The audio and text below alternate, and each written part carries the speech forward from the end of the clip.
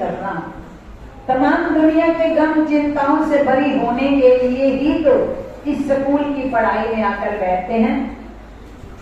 और ये पढ़ाई ऐसी है जिसे अंतर आत्मा को पढ़ना है।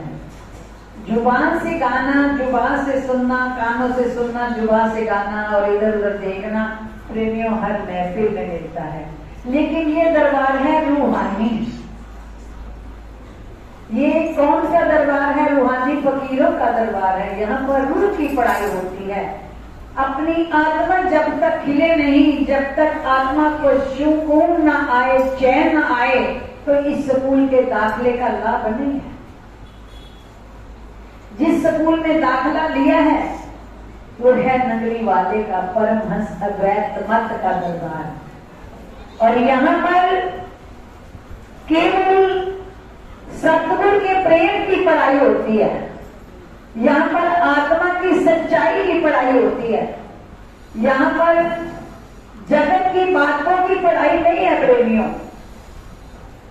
इस दरबार में आकर के हमें अपनी आत्मा को उनके प्रेम में रखना है, जुबान को, शरीर को नहीं रखना।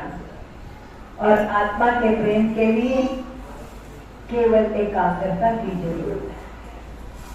देखो प्रेमियों, इस दरबार में आकर हमने ये नहीं देखना, ना ही संत तुम्हारे रंगीन कपड़े देखते हैं, ना ही संत तुम्हारा सजा चेहरा देखते हैं, ना वो तुम्हारी पोशाक देखते, ना तुम्हारी दौलत को।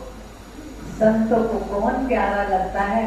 जिसके दिल में उसकी मस्ती, उसके प्रेम, आंखों में मस्ती है, हृदय में प्रेम है, व्यवहार शुद्ध है, विचार शुद्ध है और सतगुरु का सिंहासन हृदय पर है। क्योंकि कहते हैं चेहरा, अंग्रेजी में एक सूत्र आता है, face is the index of heart and mind. इंसान का चेहरा हृदय का प्रतिबिंब होता है। जो उसके हृदय में होता है उसके चेहरे पर आ जाता है। भक्ति का नूर जिनके जीवन में होता है उनका चेहरा कुदरती चमक आती है। वो भक्ति का ये दरबार है जो यहाँ पर आकर हमें खजाना लेना है और गुरु के चरणों में भेंट करना है। वो खजाना प्रेम भेंट करना है और उनकी कृपा को लेना है। प्रेम प्रेमियों, जब तक हमारा बाहर की चीजों से होगा हम उधर जुड़ नहीं पाते। ध्यान है कौन आ रहा, कैसा पहना, क्या खा रहा। सोचो, ये काम तो हमें संसार में भी मिल जाते हैं। किसी महफिल में जाते हो, किसी समाज काज में जाते हो, ये सब तो वहां भी मिलता है। लेकिन यहाँ जो लेने आए हैं वो केवल सतगुरु से, सतगुरु के सच्चे प्यार की मस्ती लेने आए हैं। तो इस मस्ती को पाने के लिए हमें अपने आप को भूलना है, समाज को, संसार को भी भूलना है, अपने आप को भी भूलना है। अपने आप को भूलने के लिए क्या करते हो? जब कोई दिल में तरंग आती है, कोई एक संकल्प ऐसा होता है, कोई व्याकुलता होती है, गुरु महाराज जी के साथ चली जा करते हैं, उसको लाख बुलाते रहे, कुछ अच्छा नहीं लगता। बड़ी महफिल में भी कुछ अच्छा नहीं लगता, क्योंकि एक सिप होती है, एक भूख होती है, एक चिंगारी सुलग रही होती है किसी इच्छा की, या किसी कारणवश मन बड़ा व्याकुल है और पता लग जाए कि इस काम से नया काम बनेगा तो सब कुछ भूल कर। अब सोचो, गुरु पूजा पर आकर के गुरु पूर्णिमा वाले दिन हमें सतगुरु से, सतगुरु के प्यार के काबिल बनना है। इस प्यार के काबिल बनने के लिए हमें गुरु, पूर्ण गुरु को मिल के हमें भी शिष्य पूर्ण बनना है।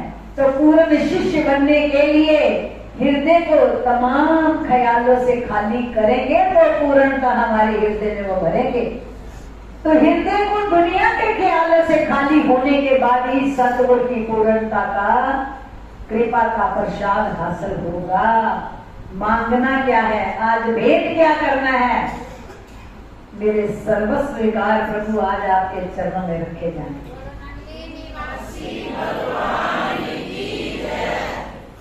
सर्वस्व विकार जो मुझे तेरे मार्ग में आगे बढ़ने से रुकावट डालते हैं, मन की गति, मन की अवस्था, मन की चलान, मन की उछल कूद, राग, द्वेष, तेर मेर, मोह, लोभ, अहंकार, ये कौन है? ये बहुत बड़े भयंकर मार्ग की रुकावट वाले जानवर राक्षस चोर हैं, पर इसे दुनिया में कोई डॉक्टर बता दो हमारे ये विकार कोई निकाल सकता है? बताओ, आज तक कोई संसार में ऐसा डॉक्टर बना जो जीव के मन के विकारों का हनन कर दे? इतनी बड़ी सृष्टि के अंदर साइंस का नाना प्रकार का प्रयोगशालाएं बनी, क्या से क्या अंग भी तैयार हो जाते हैं, सब कुछ हो जाता है, लेकिन मन की रंगत बदलने का आधार, मन की रंगत बदलने का श्रृंगार सिवाय सतगुरु के किसी और के पास।